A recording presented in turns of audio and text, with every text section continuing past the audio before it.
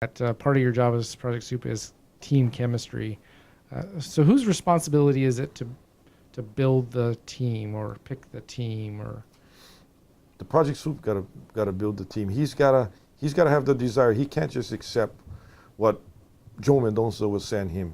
If he doesn't think that the chemistry is right, he's got to come back and say, hey, no, I think this person is not the right person, and I think this person will do a better fit for the project. It's got to be that way. He's got to have the desire to need his people on the project on time in planning. And if he's not getting it, he's got to raise the flag and say, hey, 300, I'm not getting what I need, and this is what I think I need, and this is what. When I was doing the DMP, some of the folks that they were planning to send me, it didn't look like the right fit.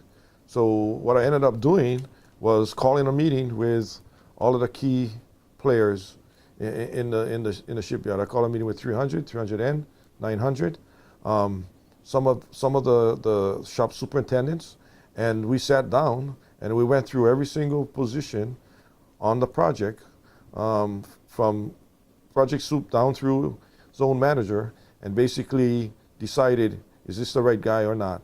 And by the time we came out of that meeting, we had a team that had the chemistry built into it. So it's the Project Soup's got to rally the troops on this one. Whether you're rallying up department heads or shop soups, you're the one got to drive this. I mean, you're the one that got to make the team right, and not just accept what they're sending you.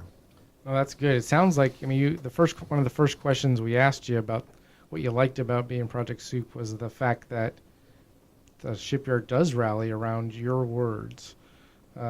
Is that something that is just given to you because of your now a Project Soup by title, or how do you earn this? Yeah, so again, it goes back to respect, right? Building respect. It goes back to, as you're coming up through the yard, through the shipyard, and working with these different people. As you remember, one of these days, somebody that might be one of your peers, he might be the department head one day. Now, if you keep in mind that as you're coming up through the shipyard, my sole intention is, how do I help people? And I'm helping them. You know, even as much as Joe Mendonsa was a butthead during his career, you still build that respect, consistency, fairness, and you're going to put what I call markers out there, because I helped Joe Keller. Now, when I get in a bind and I go ask Joe Keller for help, Joe Keller is going to come back and help, because I helped him before. It's about building that networking in the shipyard, and of course it's about building the respect. They respect each other and we help each other, and that's probably you've heard me say trust, respect over and over again, and it's from top to bottom. It's top to bottom. There's times when a Project Soup right now today, a Project Soup will get in a bind, and I even understand that, hey, you may be in a bind where you're not in a position to tell Code 100, I'm not going to make that key event date.